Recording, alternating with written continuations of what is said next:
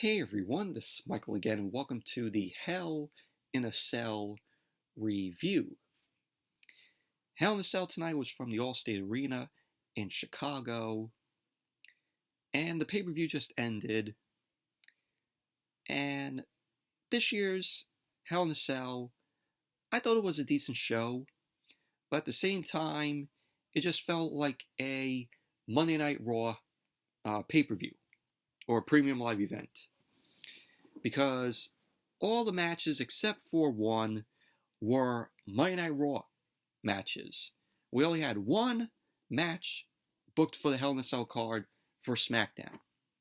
So if you took away that match, pretty much this show is a Monday Night Raw premium live event show. And you call it Hell in a Cell when we only had one match take place inside Hell in a Cell. But we had the triple threat match for the Raw Women's Championship. Bianca Belair defend the title against Becky Lynch and Asuka. We had the 2-on-1 handicap match, Bobby Lashley versus MVP and Omas, which hopefully after this match, it is the last time we see this feud between Lashley and Omas. I don't want to see this feud continue. It is awful and boring. We had Kevin Owens versus Ezekiel.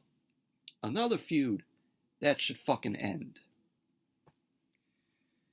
We had Liv Morgan, Finn Balor, and AJ Styles versus Judgment Day, Rhea Ripley, and Edge, and Damian Priest. We had a no-holds-barred match between Madcap Moss and Baron Corbin, Happy Corbin.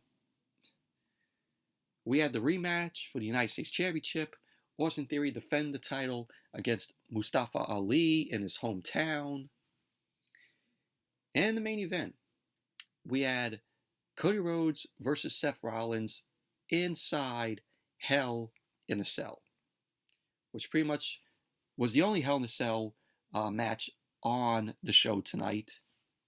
Like I said, you call this show Hell in a Cell, and you only had one match take place, and that was that. That was Cody Rhodes and Seth Rollins. But overall, Hell in a Cell, decent show. The show flew by tonight. Wasn't a great show by any means, or perfect, but decent. But let's jump right in to the review. Hell in a Cell opened up tonight with the triple threat match for the Raw Women's Championship. Bianca Belair defend the title against Asuka and Becky Lynch. And this was a good match here. Becky Lynch, I don't know what she came out to tonight. She looked awful. This is what Becky was wearing tonight. Look at this shit. What the fuck is that? Awful. Yeah, that's what she was wearing tonight. Can you get a load of that? Oh my god. So, after she came out, we had Asuka end up coming out next, and then Bianca Belair. Bianca Belair got EST chants from the crowd, so the crowd was behind Bianca. The match started. Becky Lynch ended up shoving both Asuka and Bianca. And Asuka ended up catching Becky's kick, and Asuka ended up sending Becky outside of the ring. Bianca Belair and Asuka end up locking up. Bianca ended up grabbing an armbar. Asuka ended up reversing the armbar into her own. Asuka then ended up hitting a flying clothesline to Bianca. Becky ended up grabbing Asuka's foot from outside the ring. She ended up going up to the top rope. Bianca ended up cutting Becky off, and Bianca slammed Becky off the top rope. She ended up going for the cover, and Becky ended up kicking out at 2. Bianca then ended up backing Becky into the corner with a drop kick. Asuka came out of nowhere, and Asuka delivered a flying drop kick to Bianca. Asuka then ended up hitting a running hip attack on Becky in the corner. Bianca came back. She ended up poisoning Asuka up for the KOD. Asuka ended up escaping out of that, and Asuka locked in a submission on Bianca. Bianca powered out of that and powerbombed Asuka into the corner turnbuckle. Becky ended up catching Asuka as she was trying to go to the second rope, and Becky ended up slamming Asuka down onto Bianca. She ended up going for the cover, to which Asuka kicked out at 2. Becky ended up sending Asuka to the outside, and Becky then focused on Bianca, which she hit a rolling snapmare on Bianca. She ended up going for the cover, and Bianca kicked out at 2. Becky then ended up hitting a running clothesline onto Bianca in the corner, started choking Bianca against the middle rope. Becky started stomping away on Bianca in the corner. She started choking her with her boot.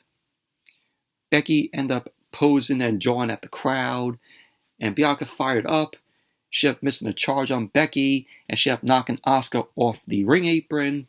Becky ended up clubbing Bianca with some forearms. Becky ended up hitting a Bexploder to Bianca, which sent Bianca to the outside. Becky then ended up hitting a dive from the apron onto Asuka. So Becky went back into the ring. She ended up hitting the leg drop from the middle rope onto Bianca. She ended up going for the cover, to which Asuka ended up breaking up the pin. We had Becky and Asuka. They started trading strikes in the middle of the ring. Asuka ended up trying a backslide, and she ended up going for the cover, and Becky ended up kicking out. Asuka started finding a way with some more strikes to Becky, and she delivered a German suplex. And after that, she followed that up with a running hip attack on Becky. She ended up going for the cover, and Becky kicked out at 2. Asuka then ended up going for the Asuka lock on Becky, but Becky ended up escaping. Bianca jumped back into the ring and hit a delayed vertical suplex on Becky and a splash into the corner on Asuka. Bianca started mounting Asuka with some punches. And we had Bianca end up hitting a spinebuster on Becky Lynch, and she delivered a slam on Asuka. Bianca ended up hitting her handspring standing moonsault on both Becky and Asuka, and she ended up going for the cover, to which both Bianca and Becky ended up kicking out at 2. And there was a point where Asuka had both Becky and Bianca locked in the ankle lock. So both Bianca and Becky ended up rolling out of the ankle lock, which sent Asuka out of the ring. Becky and Bianca were trading strikes in the middle of the ring. Bianca ended up missing her hair whip, but she ended up catching a roll-up for a 2 count. So later on, we had Bianca ended up poisoning up Asuka for a slam. She ended up slamming Asuka face first to the top turnbuckle. Becky ended up hitting her manhandle slam on Asuka, and Becky ended up going for the cover, to which Bianca ended up throwing Becky out of the ring, and Bianca ended up getting the pin on Asuka. So there you go. Bianca Belair ended up winning the match, retaining the Raw Women's Championship. So what this is going to lead to is Becky is going to complain, saying, "Oh, I was never pinned." And this is going to lead to her getting another match with Bianca, and it's probably going to take place at Money in the Bank. Watch. That's going to happen. And Asuka was just only there to eat the pin. So Asuka was just pretty much there for the match. But overall, this was a good match here. And then we had MVP and Omos backstage. MVP was giving Omos a talk, and so Cedric Alexander ended up interrupting. And Cedric ended up wanting to hash out his role in MVP and Omos' plan for tonight. MVP ended up telling Cedric that he has received multiple opportunities to help him and Omos, and that Cedric hasn't gotten the job done.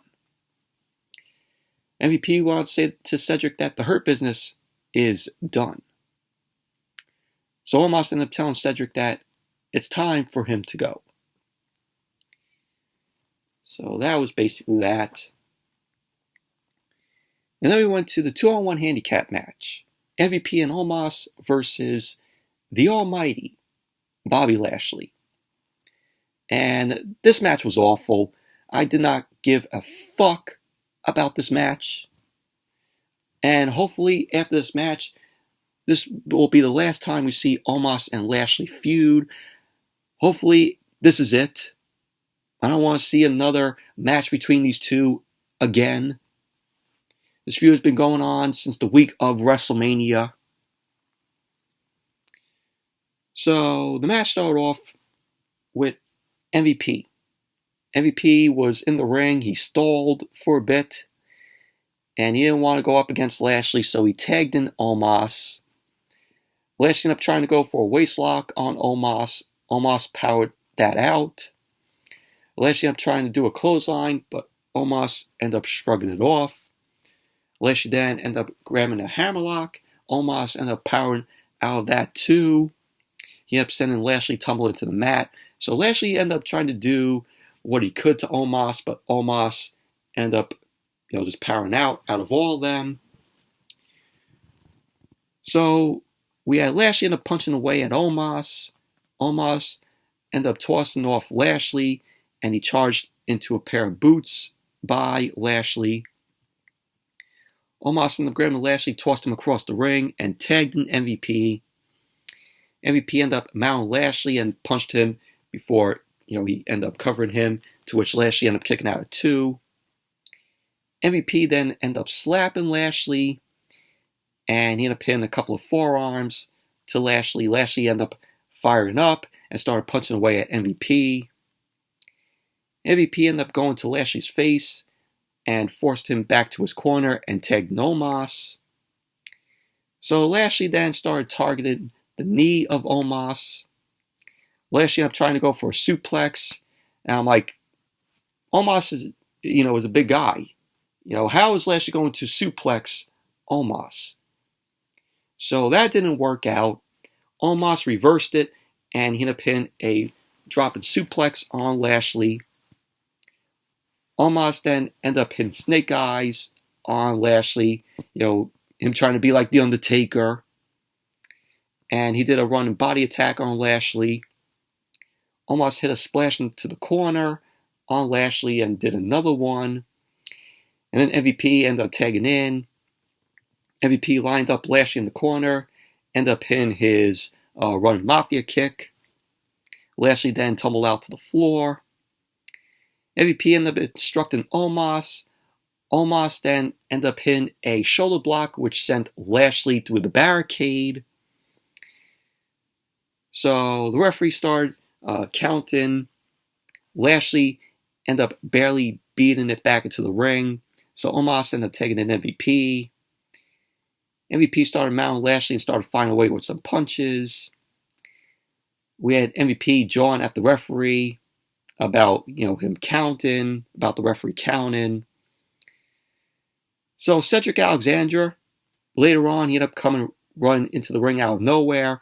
Omos ended up pushing Cedric Alexander over the top rope. And that's when Lashley ended up hitting the spear on Omos.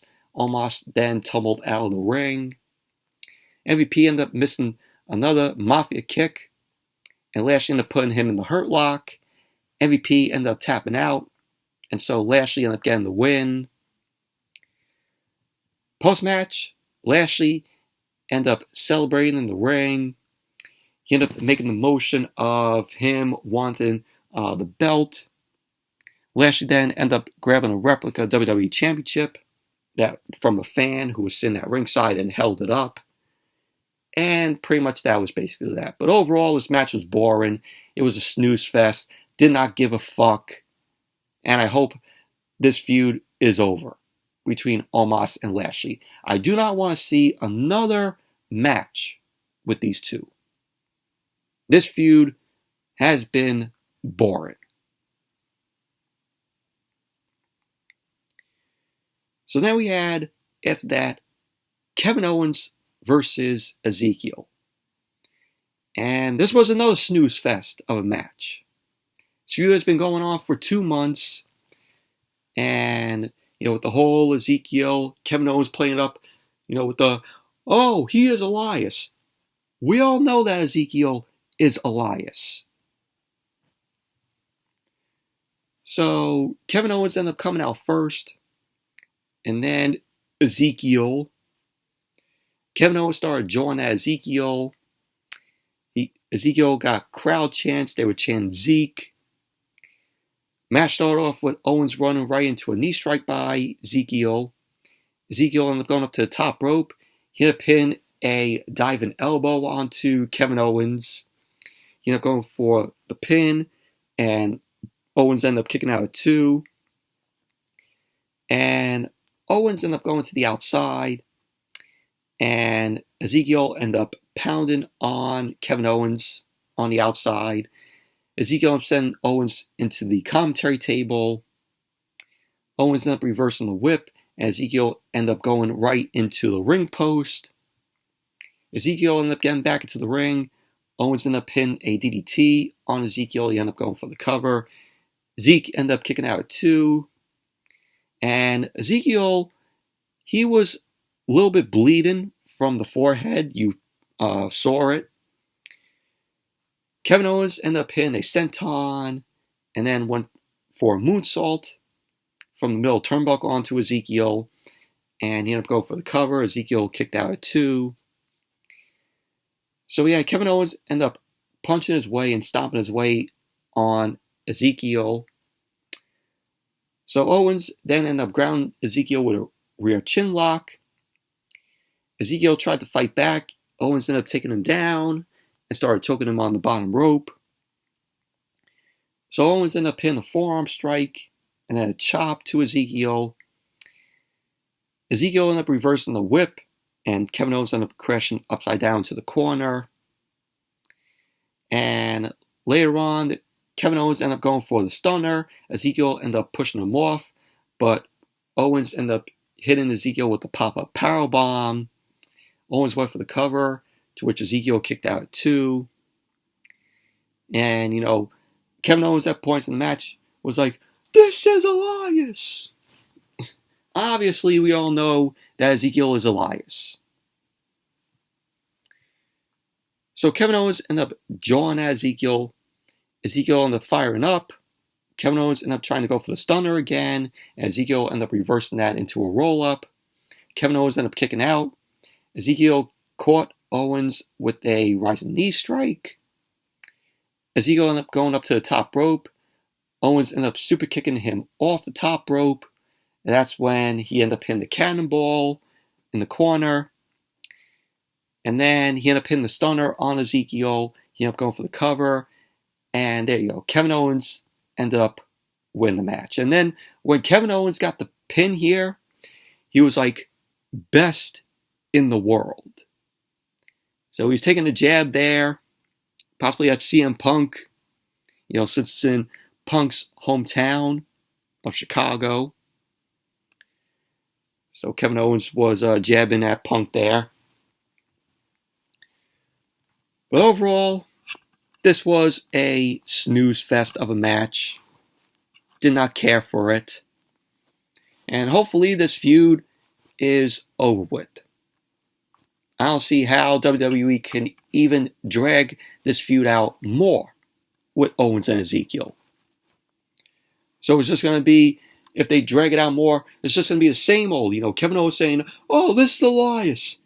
He's lying, this is Elias."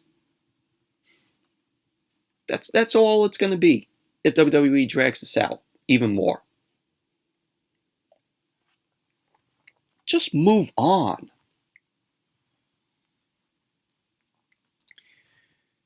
So then we had the six-person mixed tag team match.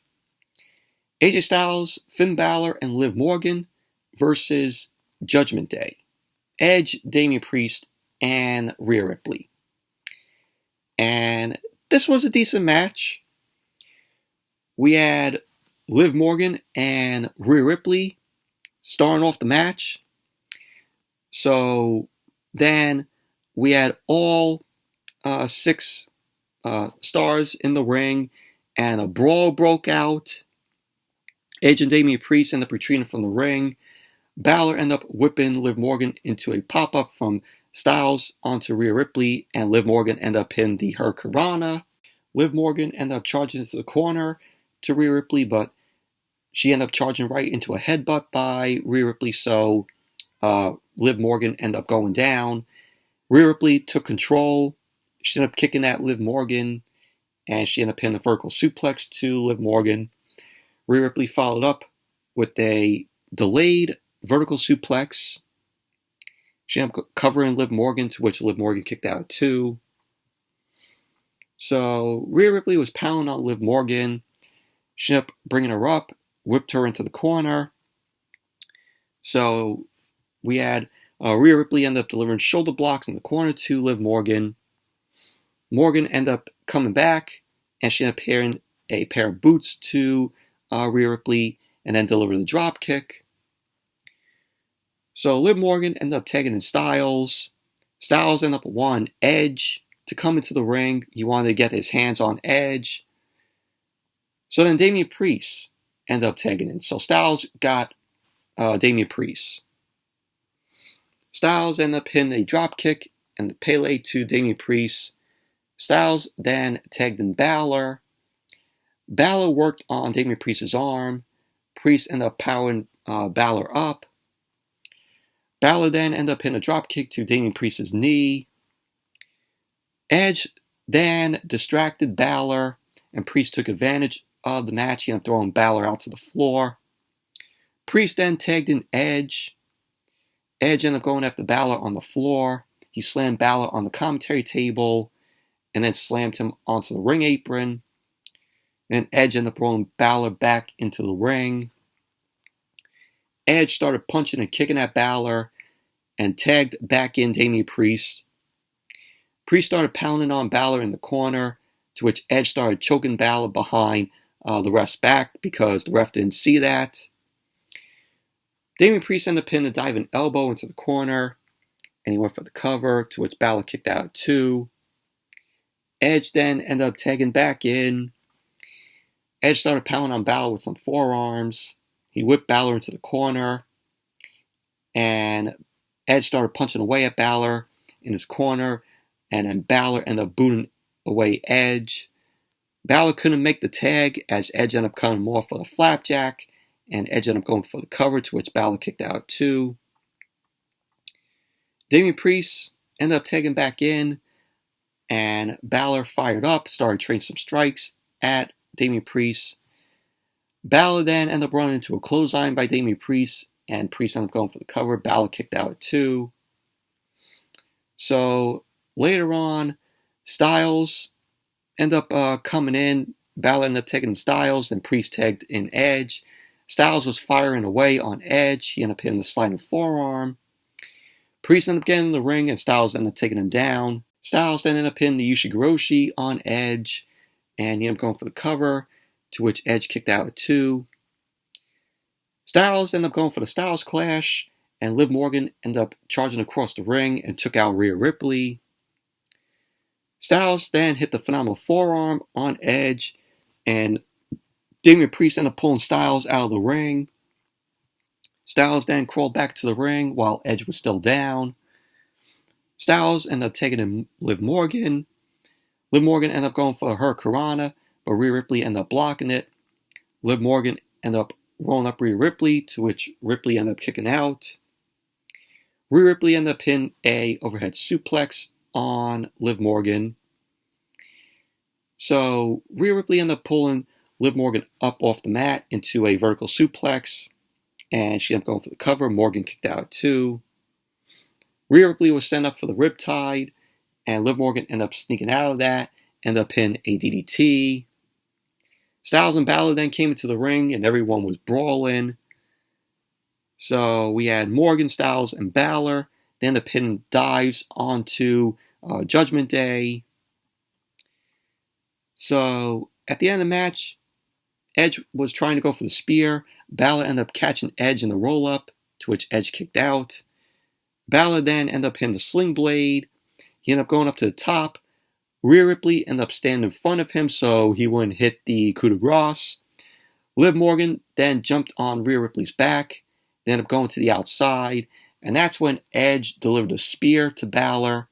Edge ended up getting the pin on Balor. So there you go. Judgment Day ended up winning the match. Post-match, Edge, Rhea Ripley, and Damian Priest, Judgment Day, ended up posing over Balor. And that was that. But we all knew that Judgment Day needed the win. They needed to get this win. And still they've been teasing about this fourth member. You know, they were saying, oh, it could be Tommaso Ciampa, which I predicted. Or it could be Finn Balor. Hell, or even AJ Styles. In my opinion, I think Balor would fit right in with Rhea Ripley and Edge and Damian Priest. You know, WWE missed an opportunity here to turn Balor here and screw over Styles and Liv Morgan and him become the fourth member of Judgment Day. You know, they should have did that tonight. I was expecting WWE to do something like that. But they didn't. So now they're going to still keep teasing us with who this fourth member for Judgment Day would be. But overall, it was a decent match. So then we had Bobby Lashley backstage. Bobby Lashley was shown walking down the hallway, and he ended up finding Cedric Alexander. Bobby Lashley ended up telling Cedric Alexander that he wants to know what that was all about earlier. Cedric Alexander ended up saying that MVP and Omas got what they deserved. Lashley ended up saying that Cedric needs to stand up for himself. Also, he ended up telling Cedric Alexander to never get involved in one of his matches ever again. So, that was that. And then we had the no-holds-barred match. Happy Corbin versus Madcap Moss. God, was this match so boring. This is a boring feud between Corbin and Moss. This is another feud that should end after this match. I don't want to see another match between Corbin and Moss. I really don't. I don't care about this fucking feud with them both. It is fucking awful. So we have Michael Cole and Corey Graves on commentary. Michael Cole stated that Pat McAfee was off. So, do you all care about this match? I know I didn't. This was a snooze yawn fest of a match. Match started off with Moss. He ended up landing some punches on Corbin. He then clotheslined Corbin to the floor. Moss ended up landing some more punches as Corbin was retreating to the stage. Corbin then ended up catching Moss. He ended up slamming Moss into the board on the stage, the video board on the stage. Moss ended up recovering and slammed Corbin into the barricade. He ended up sending Corbin back into the ring. Moss then clotheslined Corbin over the top rope again, and Corbin went back out to the floor. So Corbin ended up trying to slam Moss onto the commentary table. Moss ended up blocking it. Corbin ended up sending Moss over the commentary table. Moss got a chair and threw it at Corbin, and Corbin went down. Moss ended up throwing Corbin into the ring steps.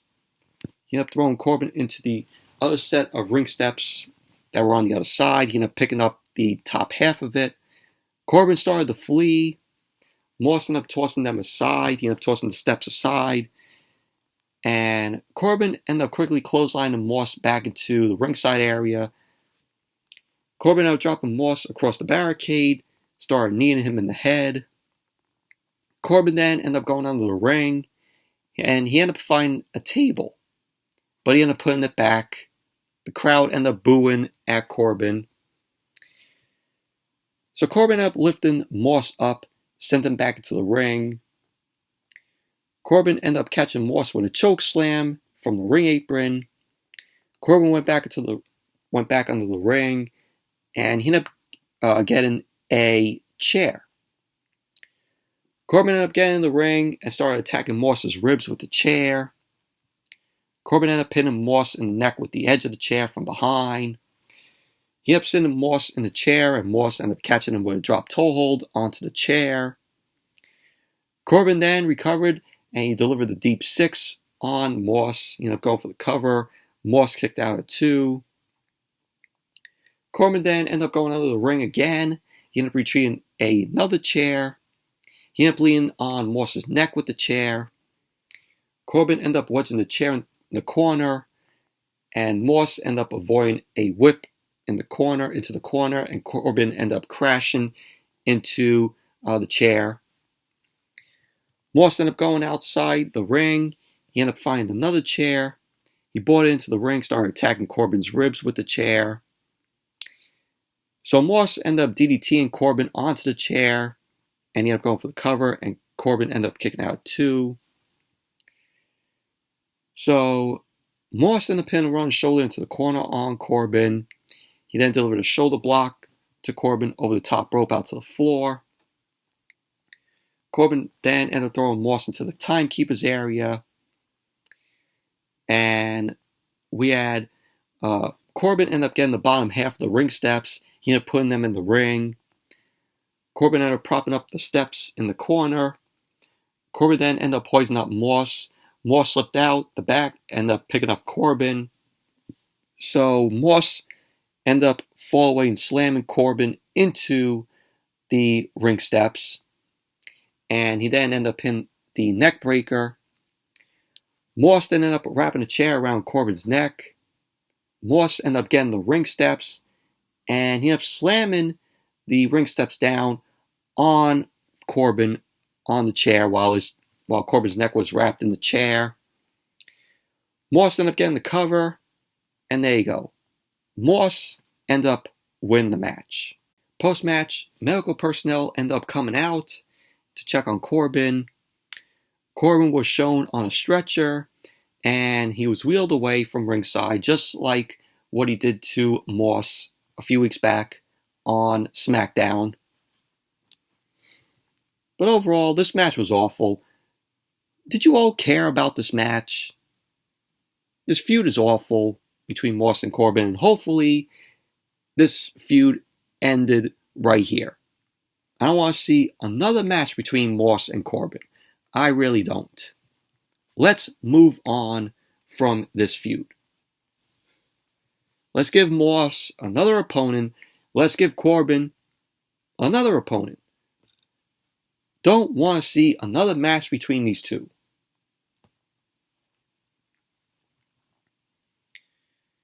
And then we had the United States Championship match. Austin Theory defended the title against Mustafa Ali. This was in his hometown of Chicago. And this was the rematch. And this was, okay match here. So Austin Theory ended up grabbing Mustafa Ali in an armbar. Ali ended up flipping out of the armbar. Ended up connected with a chop to Austin Theory. Theory ended up heading outside of the ring to regroup. Theory got back to the ring. He ended up hitting the shoulder block on Ali. Ali came back and delivered a Hurricanrana and some arm drags on Theory. Once again, Theory ended up going outside to regroup. Theory ended up getting back to the ring, but headed right back out again. Mustafa Ali ended up going up to the top rope and hit a crossbody to Theory on the floor. Theory ended up catching Ali, started crashing him into the ring post. Theory ended up mounting Ali for some punches. Theory ended up missing a charge into the corner. Ali ended up climbing up to the top rope, and Theory pushed him off. Ali ended up going down to the floor. So Theory ended up sending Ali back into the ring. He then hit a running clothesline to the corner on Ali, and then a fallaway slam. Theory ended up going for the cover, to which Ali kicked out at 2. Austin Theory then ended up grounding Mustafa Ali with a chin lock. He elbowed Ali, ended up elbowing out of the chin lock, and Theory ended up countering with a jump and stomp. So later on, we had Ali end up hitting a running flying clothesline to Austin Theory. So Theory ended up grabbing a front face lock, tried to go to the top rope. Ali ended up escaping out of that. Yeah, Theory ended up hitting a Spanish fly to Ali from the second rope, which looked cool. So he ended up going for the cover. Ali kicked out at 2. Ali then ended up trying to do his own roll-up, and Austin Theory ended up kicking out. So both Theory and Ali were down. Theory ended up lifting Ali on the shoulders. Ali ended up grabbing the top rope and hit a tornado DDT. Ali ended up going up to the top rope, and Theory ended up hitting the ropes. Theory ended up carrying Ali out, and Ali ended up countering the A-Town down, and ended up putting Austin Theory in a lock, the STF. Theory ended up getting to the ropes to break the hold. So at the end of the match, we had Mustafa Ali end up going up to the top. He missed the 450 splash. Theory then ended up attacking Ali's knee. Theory then ended up picking up Ali and hit the A-Town down. So there you go. Theory ended up winning the match, retaining the United States Championship. So post-match, Theory ended up taking a selfie with Mustafa Ali. And pretty much that was basically that. Yeah, so how about those plans for Mustafa Ali? WWE had plans for Mustafa Ali. Were there plans just for him to go out there and for WWE to embarrass him? I think so. They've been embarrassing him week after week after week after week ever since he returned. And we all know why WWE is doing this. We all know why. Mustafa Ali, hopefully WWE releases him from his contract and he would be much better and well-deserved somewhere else. But that's not going to happen. WWE wants to keep him so they can keep fucking embarrassing him. Guy's talented. Guy deserves better than what WWE is doing with him. He asked for his release. WWE wouldn't even grant it for him. And so that is why WWE is embarrassing Mustafa Ali on TV week after week after week after week. Stop being petty and fucking release him. He'll be better off somewhere else. And like I said, he'll be well-deserved and established somewhere else. We'll see his full potential than what WWE is making him out to be now.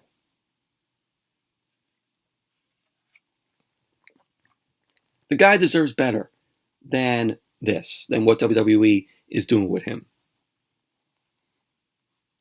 It is sad. It is absolutely sad. Mustafa Ali does not deserve any of this.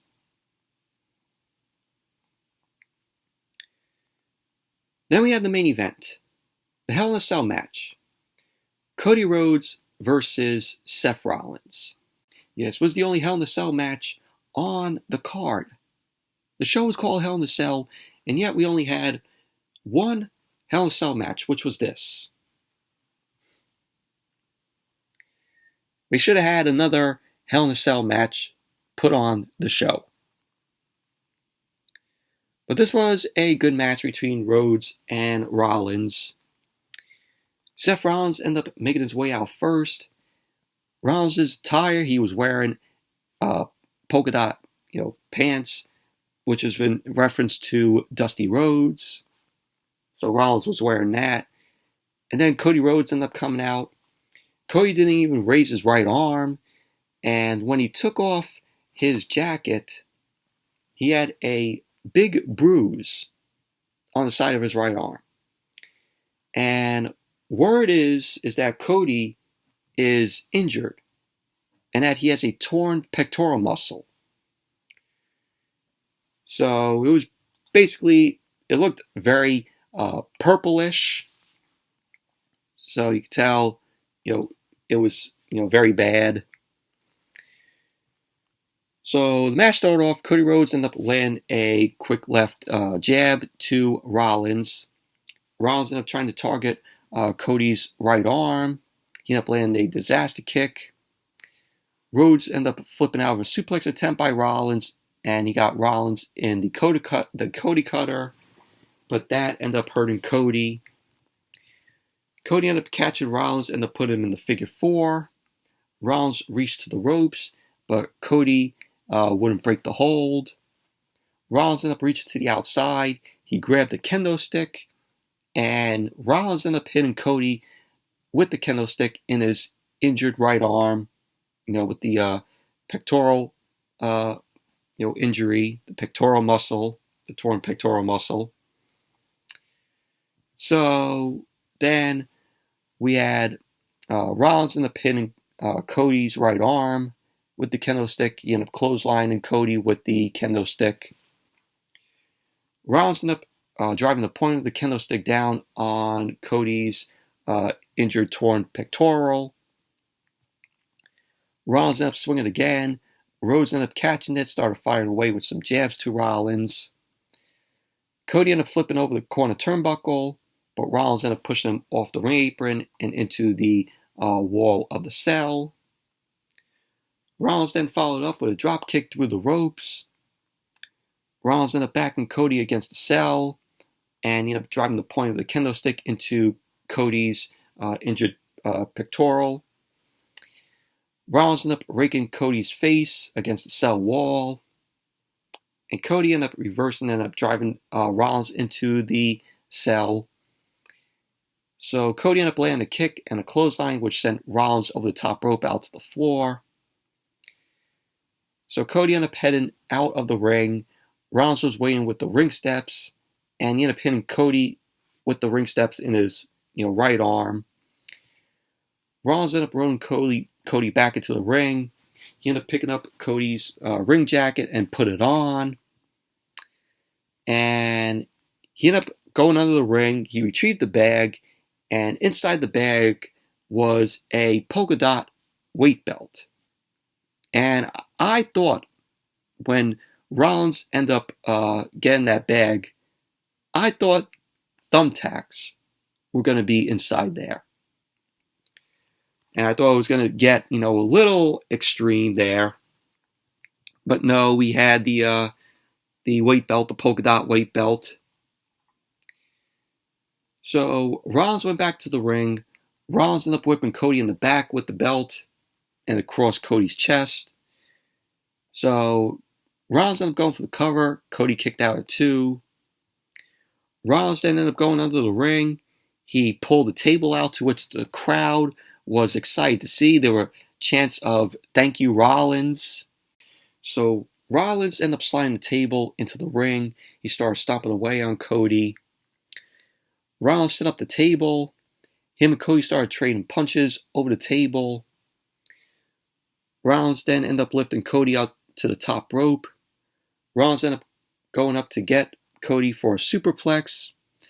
Rhodes ended up elbowing Rollins off, ended up sliding down for a powerbomb, but Rollins ended up fighting him off. So Rollins ended up pinning a forearm strike to the back of Cody's head. Cody ended up crumbling onto the table, and Rollins ended up going up to the top rope. Rollins ended up going for a frog splash. Rhodes ended up moving out of the way, and Rollins ended up crashing through the table.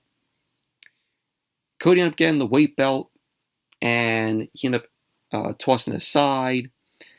Cody ended up pulling the gym bag out from under the ring, and he pulled out a bull rope. Cody then ended up tying the bull rope to his left wrist. He ended up tossing the other end to Seth Rollins. Rollins ended up tying himself to the other end of the bull rope.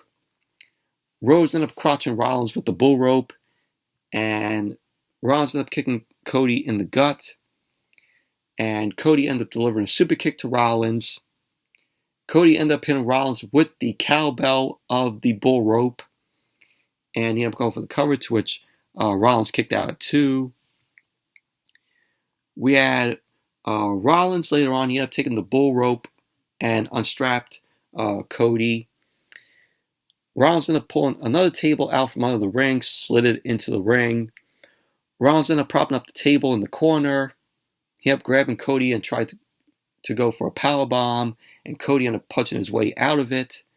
And he ended up hitting the crossroads onto Seth Rollins. He ended up going for the cover, and Rollins kicked out at 2. So Cody ended up setting up for a powerbomb, but he couldn't lift up Rollins because of the torn pectoral. So he ended up trying to throw Rollins into the table. Rollins ended up attacking Cody's injured arm again.